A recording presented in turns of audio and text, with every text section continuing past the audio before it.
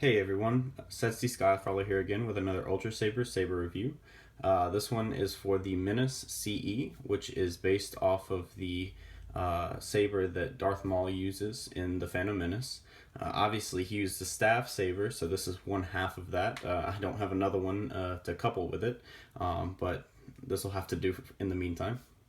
So CE stands for Collector's Edition, and so that means that this hilt is nickel plated. Has that darker, richer look to it, which I really like, and I get on a lot of my sabers, as you may have seen in my other videos. But this is a uniquely detailed saber in the amount of things it has going on along the whole body of it, and I'd like to show you some of that now. So if we zoom in a little bit here, you can see the emitter itself is three pieces, and so I'll show you in more detail later, but it has this top piece that has these grooves. It has this clawed looking section here that is basically just a sleeve, and then there's this underlay part. And so you can actually get the underlay in black or silver and with or without windows. And so this one has windows, and so you get the windows on this sleeve part anyway, but the windows in the underlay can be added or not depending on what option you want to choose. And so I got the windows here because I really like when the light shines through the emitter. And so if we move down a little bit more, you'll see the classic thumb screws that we have all along the hilt. And one of the great things about Ultrasabers, they give you a lot of options, so you can choose the colors on these thumb screws. I believe they have black, silver, red, and in the nickel plated version they even have a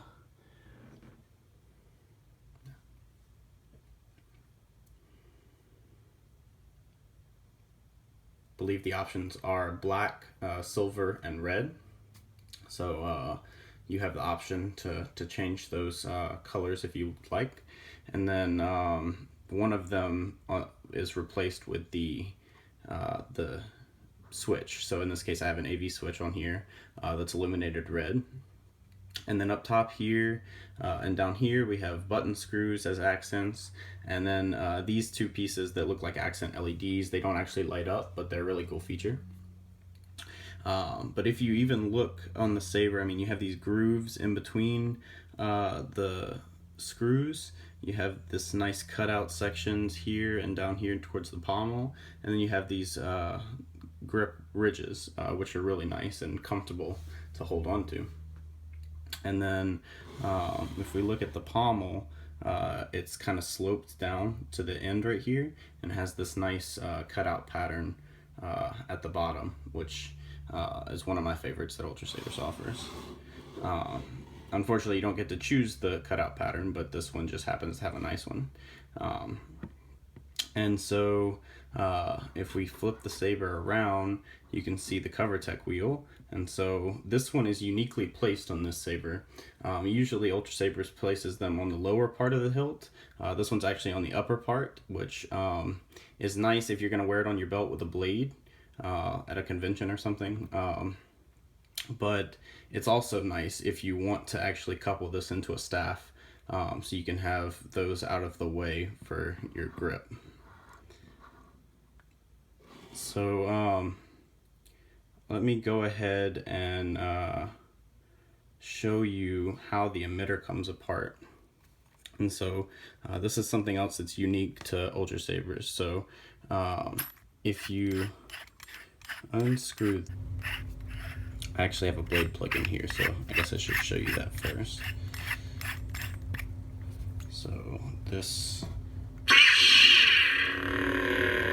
is the Death Star blade plug.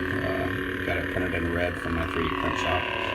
You can see the nice windows in the emitter there, and the red AV switch, which just matches that. So this is in blazing red for the LED color. So that's really nice, and of course it fits the saber really well. But yeah, so go ahead and unscrew this.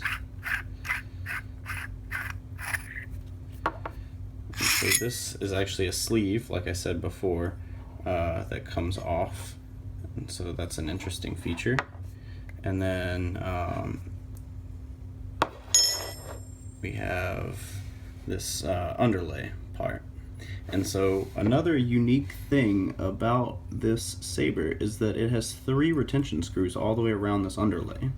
It's a little inconvenient to have to remove this top piece and everything in order to get to the retention screws for the blade plug, or putting a blade in it, but it's still nice for dueling because you have more security for the blade. And so this piece also comes up, and so this is basically a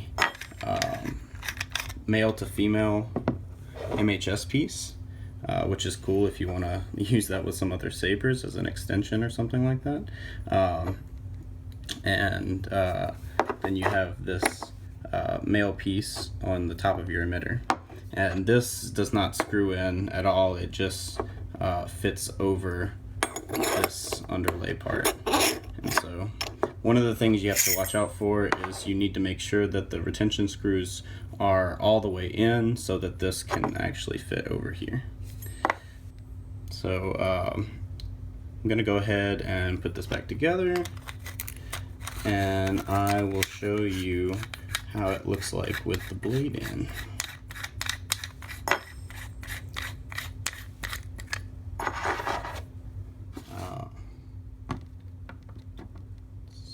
Balance this out. Alright, so